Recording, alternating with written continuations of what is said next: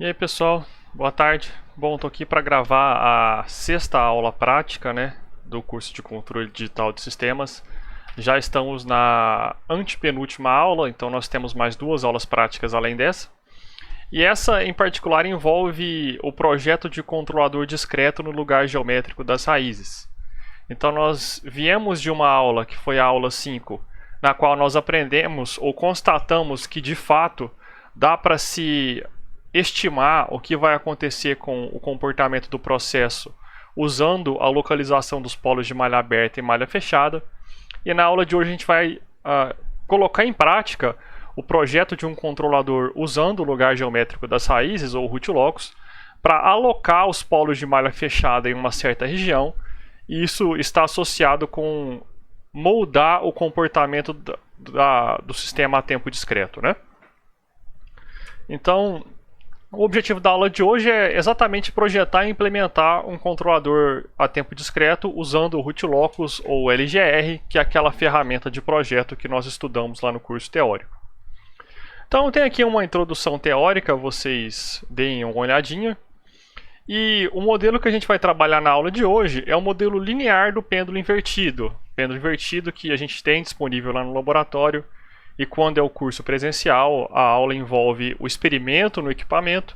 Aqui vai envolver a simulação numérica usando Python, Vale só comentar que o projeto do controlador vai ser realizado utilizando a função de transferência que está dada aqui na equação 2 do roteiro. Tudo bem? Então vamos lá. O que vocês têm que fazer? Bom, primeiro é obter a função de transferência de tempo discreto, os valores numéricos, utilizando os parâmetros que estão dados aqui nesse primeiro tópico da seção 3.1.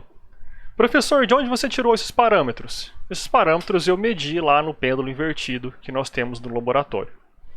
Como resultado, vocês vão ter uma função de transferência entre o torque aplicado ao eixo do motor, o torque gerado pelo motor no eixo de rotação do pêndulo, e a posição angular do pêndulo em torno da posição invertida, ou seja, nós estamos considerando esse ângulo θ aqui. Tudo bem? Conforme a gente já viu o modelo do pêndulo invertido, a gente está trabalhando bastante aqui no curso ao longo desse semestre, Então, a partir do GDS, vocês vão obter um modelo discreto para representar o conjunto conversores AD e DA e planta, considerando um período de amostragem de 10 milissegundos e o método do segurador de ordem 0 ou Zero Order Hold. Isso também já é chover no molhado, nós estamos usando isso ao longo do semestre inteiro. Bom, agora que nós temos a função de transferência da planta a tempo discreto, como resultado desse item você vai obter um G de Z, você agora vai determinar a localização dos polos de malha fechada desejados no plano discreto ou no plano Z, considerando os seguintes requisitos de desempenho: máximo sobrecinal de 20% e tempo de estabelecimento de 0,21 segundos. Professor, como que eu vou fazer isso? Bom, você vai transformar esses dois requisitos em valores para os parâmetros QC e ωn. A partir desses parâmetros QC e ωn, você vai calcular uma localização desejada para os polos de malha fechada no plano S. E finalmente você vai mapear essa localização no plano Z, utilizando o mapeamento de polos e zeros e exponencial de polos no domínio S vezes período de amostragem. Então agora você tem todos os elementos para projetar o controlador, isto é, tanto a função de transferência de tempo discreto, quanto a localização dos polos desejados lá no plano Z. E, considerando uma estrutura de controle em malha fechada, você vai projetar um compensador de tempo discreto C de Z, isto é, usando o lugar geométrico das raízes de tempo discreto, de modo que os polos de dominantes de malha fechada sejam iguais aos que foram calculados no item anterior. Tudo bem? Ou seja, vocês vão calcular o controlador de tempo discreto para forçar que o comportamento de malha fechada seja igual ao que está sendo imposto pelos requisitos de projeto.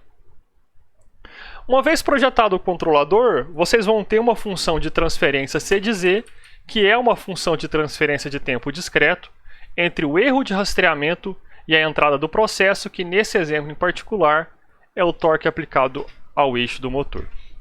A partir dessa função de transferência, vocês conseguem obter uma equação de diferenças. Usando a transformada Z inversa, isso a gente também já conversou bastante nesse semestre.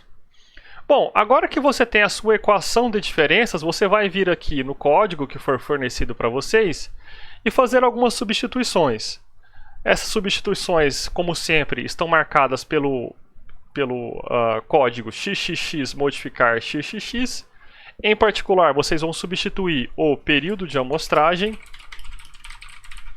Vocês vão substituir o cálculo do erro de rastreamento e também o cálculo da ação de controle, que é o torque que estou chamando de tal, aplicada ao eixo do motor. Feito isso, basta simular e o comportamento de malha fechada vai aparecer na tela de vocês.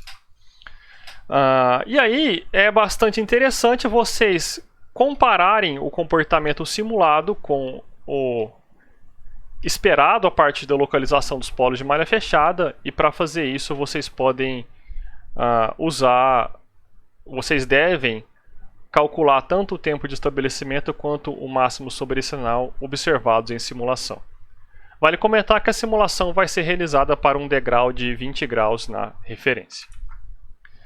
Bom, feito isso, está terminada uma primeira parte da aula prática, e a segunda e vocês vão notar que, como nem a planta nem o controlador vão ter polos na origem em um primeiro momento, o erro em regime estacionário vai ser um pouco significativo. Então, na segunda parte da aula, nessa parte final aqui, vocês vão adicionar um novo compensador que estou chamando de CM de Z. Esse compensador vai ter que diminuir o erro em regime estacionário sem afetar significativamente o comportamento transitório. Isto é, sem modificar significativamente a localização dos polos dominantes de malha fechada. É claro que vocês sabem que um compensador desse tipo é um compensador do tipo lag, que vocês aprenderam a projetar lá a tempo analógico e vão projetar aqui a tempo discreto. Então, a ideia é a mesma, é colocar polis zero próximos ali do limiar de estabilidade, né? Mas de modo a aumentar o ganho em baixas frequências. Então não tem muito segredo, relembra lá como a gente fazia no caso analógico e faz aqui no tempo discreto. Como resultado agora, vocês vão ter um novo compensador, vou chamar ele de CN de Z de novo, tá? E esse novo compensador de tempo discreto vai ser a multiplicação dos compensadores projetados no item anterior e projetado nesse item agora. Isto é, deixa eu fazer aqui embaixo, CN de Z igual a C de Z vezes o CM de Z, que é o compensador que vocês vão ter acabado de projetar.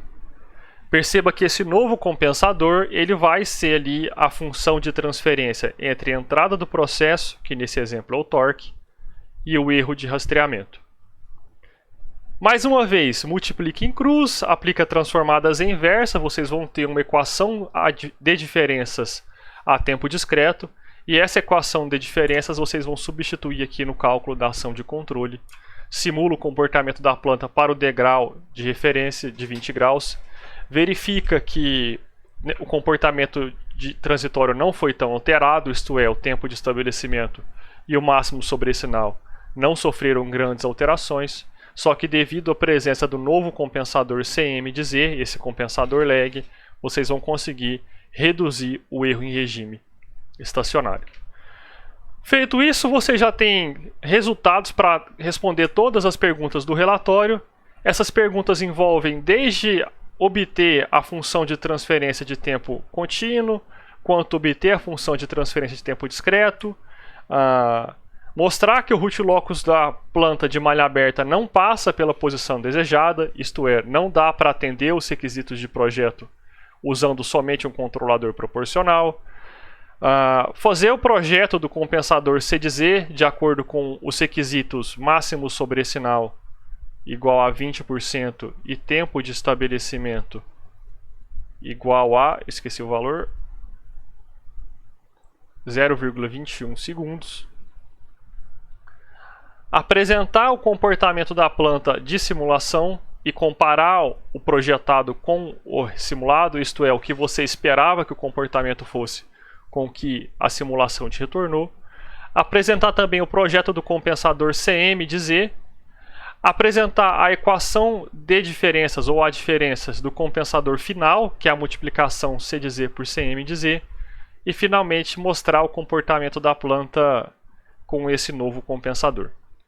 Beleza? Então não está tão difícil assim, é um projeto no LGR, né? Vocês já devem estar até cansados de fazer projetos desse tipo. E depois algo um pouquinho diferente, né? Que é um projeto de um compensador do tipo lag a tempo discreto.